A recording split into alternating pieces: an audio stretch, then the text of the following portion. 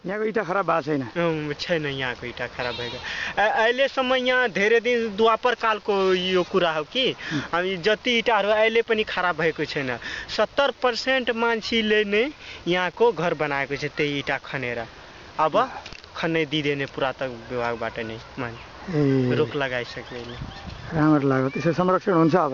संरक्षण हुन्छ यसको लागि। जमिनै पनि सुरक्षित भयो भने कुनै दिन आउला व्यवस्था हुन्छ। यसको लागि अब उत्खनन हुन्छ। यसको लागि सरकार व्यवस्थाको लागि नै 40 लाख रुपियाँ यसको लागि प्लान्स गरेको छ। यसको लागि राम्रोसँग विकास हुन्छ हामी सोची। यसको यहाँको नाम मुकेश यादव? मुकेश यादव। अहिले संस्कृति पढ्दै हुनुहुन्छ? हो, संस्कृति पढ्दैछु। यसको तपाईँको हेरचाह पनि गर्छु, यो गाइडको काम पनि गर्छु। खुसी लाग्यो।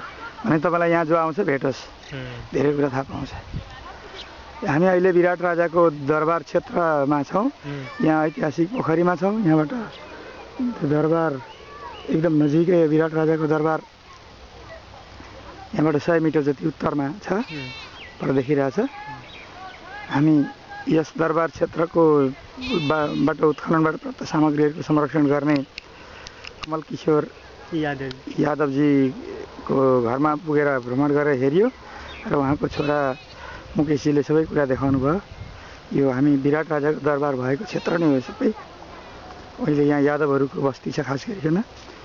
ऊ त्यहाँ पर देखिँदैछ। यो पोखरीको पल्लो छेउ नेपाल भारत सीमा एकदम अत्यन्तै नजिकै छ। यो पोखरीको पल्लो छेउदेखि उता भारत सिमाना हो। 10 गजा क्षेत्र। घेघा इनार गलगण्डा हुनेहरूलाई उपचार गर्ने, यहाँ भाकल गरेपछि चढाएपछि छुटिहाल्छ, निको हुन्छ भन्ने विश्वास छ मान्छेहरू। हामी अहिले विराट राजाको दरबार क्षेत्रमा छौँ दक्षिणपट्टि। हामी अहिले नेपाल भारत सीमाको 10 गजा क्षेत्रको उत्तरपट्टि नेपालपट्टि छौँ। विराट राजाको पालाको उस बेलाको ऐतिहासिक यो अगाडि पोखरी हो। भाइहरू आउँदै गरेर यो घेघा इनार गलगण्डा